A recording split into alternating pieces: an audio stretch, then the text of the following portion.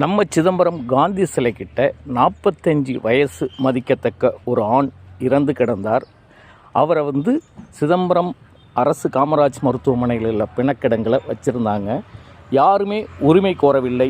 யாரும் அவருக்கு அடையாளம் தெரியாத ஒரு நபராக இருந்ததுனால சிதம்பரம் நகர காவல்துறையோட அனுமதி பெற்று புளிச்சமேடு சுடுகாட்டில் நம்ம சிதம்பரத்தை சேர்ந்த சமூக சேவகர் ராமச்சந்திரன் அவர்கள் இரத்த தான கழகத்தோட தலைவராக இருக்கார். இவர் தன்னுடைய சொந்த செலவில் கொண்டு போய் அடக்கம் பண்ணி மாலை மரியாதையெல்லாம் செலுத்தியிருக்கார்.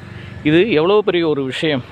பிறர் உயிரையும் தன்னுயிராய் நினைத்து எல்லாரும் மனிதர்கள் தான் அப்படிங்கிற அந்த ஒரு மிகப்பெரிய மனப்பான்மையில் செயல்பட்டிருக்கார் ராமச்சந்திரன் மற்றும் காவல்துறை அதிகாரிகள் மற்றும் அங்கே கூட இருந்த அத்தனை தொழிலாளிகளுக்கும் மனமார்ந்த நன்றிகள், பாராட்டுக்கள். இவர்களால் மனிதநேயம் செழிக்கட்டும். இவர்களை நாம் பாராட்டுவோம், வாழ்த்துவோம்.